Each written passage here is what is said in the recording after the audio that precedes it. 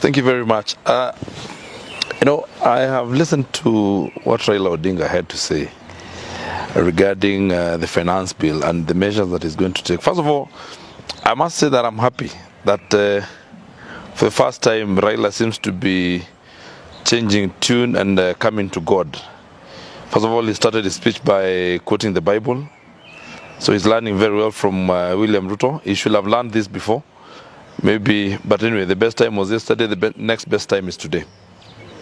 So I am happy that he's learning to come to God, and that, he now quotes the Bible, and he seems to be coming nearer to God. If you listen to his speech, it had a lot of godliness, which is what has been lacking in his side of the coalition. So the country might be going in the right direction after all. Secondly, the measures that Mr. Raila Odinga proposes are a mock to his followers and to everybody who is hustling in this country. We don't come to work because we want. We come to work because it's a necessity and we want to earn a living. First of all, those people he's inciting against going to work and working and not being at work properly are the people that are the few Kenyans who have employment. The rest of Kenyans do not have employment. So first of all, he needs to understand that the percentage of people who are able to come to work, who are able to go to work at the smaller percentage. And Raila Odinga has called us to boycott Safaricom not so long ago. And telling us to boycott Safaricom is telling us to shoot ourselves in the foot, because we are on Safaricom because we need to communicate, and a lot of people communicate so that they can make ends meet and so that they can, facilitate their businesses.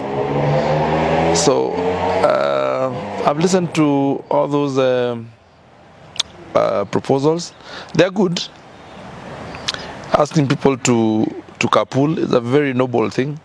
It's not just Kenya. That's what we would desire to do. Unfortunately, I just don't know how practical it is. But we listen to him. But what I have taken from that whole thing is that Raila is taking his people for a ride. He wants them to escort him to another handshake. Unfortunately, I don't think we have, we may have one side of the handshake. I don't think we have the other side. I don't think there is readiness from the government side to have any handshake with him. And he seems to be running out of options. If you realize, he did not call for Maandamano because he knows it's not going to work. He has, to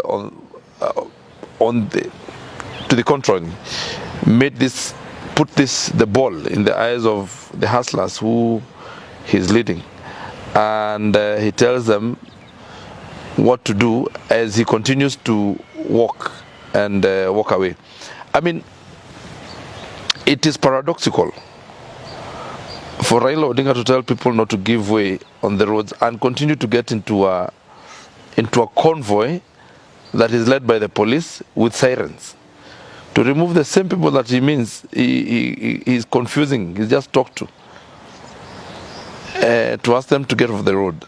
He asked other people to carpool. He gets into a convoy of over 62 cars, and he's telling other people to not to walk to work. Well, we understand he's old and may be unable to walk, but he should live by example and at least have some semblance of what is proposing. So I think Raila is just a joke, and we are going to be seeing his failure in those endeavors that he's trying in a very drastic manner very soon. And I also realize he's very emaciated. He has no energy. And I would ask those people who are close to him, please, just let Raila take a break. He needs a health break. Looks like he's completely sick. he needs to be given some time to go and recover and maybe be taken to hospital to have some checkups. At his age, it is expected that he could have such issues, and therefore we would just ask him to take a break and let the younger people do the work for him. Finally, on this issue of mahindi, we're just about to start harvesting, and he must realize, him and his brigade must realize that sisi sio punda ya mtu. You cannot be meeting at Kamukunji while other people are busy planting, and when the maize is ready, you want that maize at the price that you want. Our farmers have been working very hard, and they need to see benefits from reap benefits from their farms. And therefore, this calls for mahindi to be sold at throwaway price is not welcome from our people.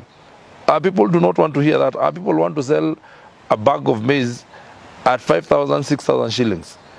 They also need money. They have children to take to school, and their only livelihood is going to those farms and farm.